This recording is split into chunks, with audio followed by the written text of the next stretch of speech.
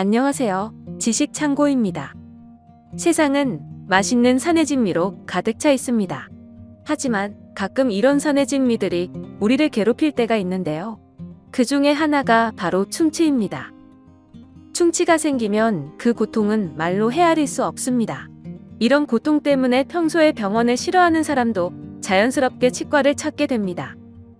치과에 가면 우선 충치가 생긴 치아에 마취를 하고 구멍을 뚫어 충치를 제거하고 심한 경우에는 치아 밑에 있는 신경까지 치료를 합니다. 그런 후에 비어있는 부분을 소독하고 재료로 공간을 메우는 것이 바로 우리가 알고 있는 일반적인 충치 치료입니다. 그런데 이런 현대의 충치 치료가 8,000년 전에도 시행되었다고 하면 믿으시겠어요? 2008년 4년간의 연구 끝에 중국 적봉대학의 홍산문화국제연구센터장을 맡고 있는 서경걸 교수는 기원전 6,000년경이라 여겨지는 흑룡아문화에 속하는 지역에서 발견된 남성 두개골의 오른쪽 위턱과 아래턱 어금니에 충치 치료를 위한 깊이 1cm 정도의 천공 흔적을 발견하였다고 보고하였습니다. 사실 고대인의 치아에서 충치를 치료하기 위한 천공이 발견된 것은 중국에 있는 흑룡아문화가 처음은 아닙니다.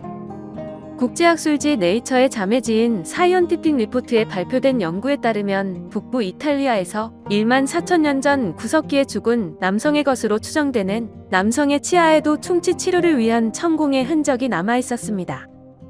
당시 연구진들은 치아의 초정 및 3D 촬영을 통해 천공에 사용된 도구가 날카로운 석기임을 밝혀냈습니다.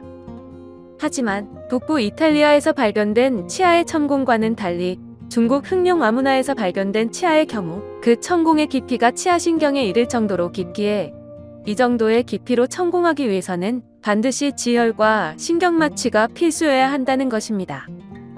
또한 천공 기술에 있어서도 마치 현대의 치과용 천공 드릴을 사용한 것과 같은 고도의 정밀함을 보여주고 있습니다.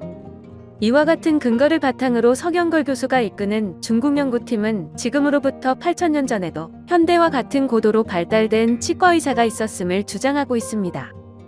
이에 대하여 현재 한국항공대 인문자연학부에 재직 중인 오시라 교수는 묘화문명에서 출토되고 있는 진보된 옥세공 기술을 미루어 짐작하면 이와 같은 정밀한 치아 천공에 있어 옥세공에 이용되는 도구가 사용되었으며 묘화문명 유적지에서 발견된 대마시로 볼 때 마취와 관련해서도 충분한 개연성이 있다고 논평하고 있습니다.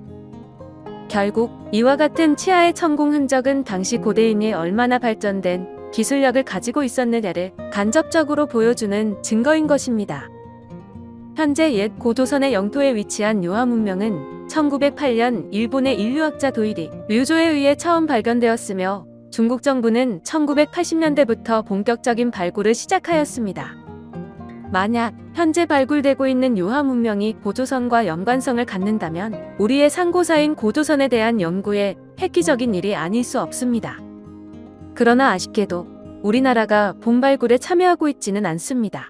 다만 많은 유물들이 출토되어 고조선에 대한 신비가 풀렸으면 좋겠습니다. 지금까지 지식창고였습니다. 끝까지 시청해주셔서 감사합니다.